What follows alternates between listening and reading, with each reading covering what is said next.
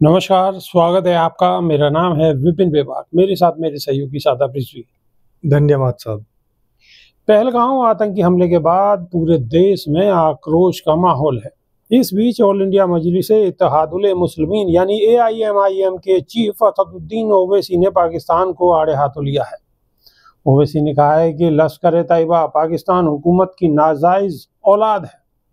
ओवैसी ने पाकिस्तान को आतंकवाद का गढ़ बताया। ओवैसी ने कहा है कि पाकिस्तान को कमज़ोर करना बहुत ज़रूरी है। उन्होंने कहा है कि पाकिस्तान बरसों से अपने मुल्क में भारत के खिलाफ आतंकवादियों को ट्रेनिंग देता है।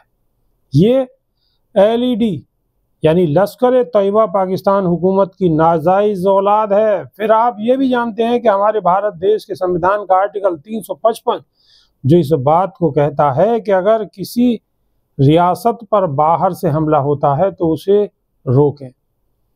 हमको इस बात की इजाज़त करता है कि हम अपने एथिकल हैटर्स के जरिए उनकी हैकिंग करें। ओवैसी ने कहा है कि पाकिस्तान किसी भी तरह से भारत की बराबरी पर नहीं है। ओवैसी ने कहा है कि पाकिस्तान का जितना बजट है उतना तो भारत का मिलिट्री का बजट है। उन्होंने ये भी कहा है कि पाकिस्तान आतंक का गढ़ है और वह अवैध पैसे के जरिए आतंकवादियों को पाल रहा है। पहलगाम में हुए आतंकी हमले के बाद NIA ने जांच शुरू कर दी है। NIA चश्मदीद गवाहों के बयान दर्ज कर रही है। इसके साथ ही एक स्थानीय फोटोग्राफर की भी मदद ली जा रही है। उसने आतंकी हमले का वीडियो भी बनाया था। शादाब रिजवी। ऑल इंडिया मजलिस इत्तेहादुल मुस्लिमीन यानी AIMIM के जो चीफ हैं असदुद्दीन ओवैसी, उन्होंने पाकिस्तान को सीधी सीधी खरी खोटी सुनाई है। देखिए, असदुद्दीन ओवैसी के खरी खोटी सुनाने से कुछ नहीं होगा जी। खरी खोटी जिनको सुनानी चाहिए वो नहीं सुना रहे हैं। असदुद्दीन ओवैसी जैसे लोग जिनको हमेशा से कहा जाता है कि देश के अंदर जहर घोलने का इतना ही काम वो करते हैं जितना कि RSS के और बजरंग दल के लोग करते हैं। तो अगर जहर घोलने वाले लोग आज पाकिस्तान को कोस रहे हैं तो उनका कोसना सिर्फ और सिर्फ उस हद तक सही है कि वो अपने आप को बचा रहे हैं कि कहीं ना कहीं असदुद्दीन ओवैसी ने भी पाकिस्तान की बुराई की है। लेकिन हकीकत में तो जो उन्होंने बताया कि आर्टिकल 355 हमें इजाजत देता है कि बाहरी अगर कोई रियासतें हमारे मुल्क के ऊपर हमला करती हैं तो उनको मुंह तोड़ जवाब देना चाहिए। लेकिन अभी तक जवाब क्या दिया गया? जवाब में अभी तक 16 यूट्यूब चैनल बंद किए गए हैं। तो क्या यह काफी है? हमारे देश के 28 लोग तो वहां मरे जो कश्मीर के अंदर मरे हैं। उसके बाद जो उनकी साजिश थी जो कामयाब रही, अब हमारे देश के अंदर तमाम रियासतों के अंदर तमाम सूबों के अंदर लोग मर रहे हैं।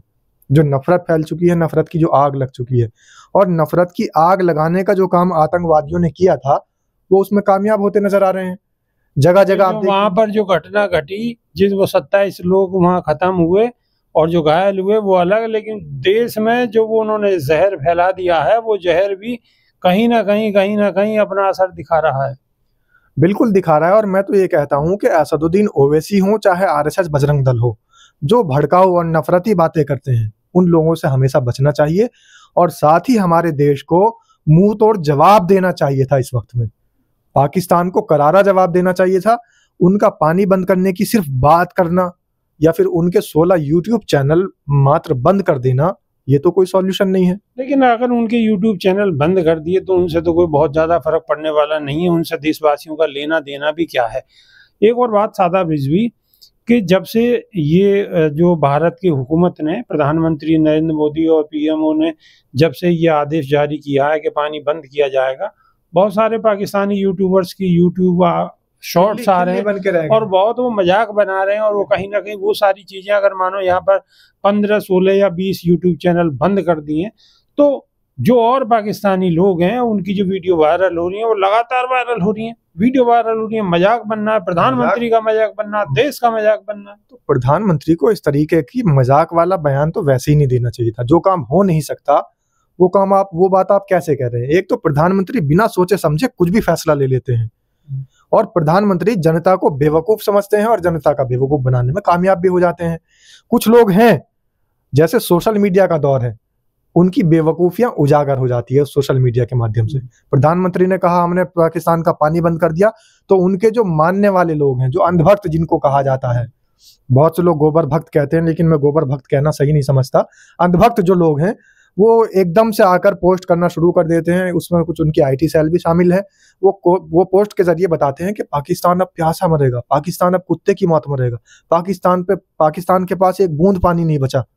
लेकिन सच्चाई सोशल मीडिया के माध्यम से जब समझ में आती है, क्योंकि सरहद पार के भी कुछ यूट्यूबर्स हैं, सरहद पार पे भी सोशल मीडिया चलती है, सोशल मीडिया पे किसी एक देश का तो कब्जा है नहीं, सोशल मीडिया तो इंटरनेशनल प्लेटफॉर्म है। तो सोशल मीडिया के माध्यम से जब हमारे देश का मजाक बनाया जाता है और देश का प्रधानमंत्री मजाक बनकर रह जाता है, वहां पर छोटे छोटे छुटभैया टुच्चे मुच्चे जो यूट्यूबर्स हैं और टुच्चे मुच्चे इन्फ्लुएंसर हैं, वो उठाकर अपने टॉयलेट में जाकर वीडियो बनाते हैं कि मैं टॉयलेट में बैठा हूँ, मोदी जी पानी छोड़ दीजिए।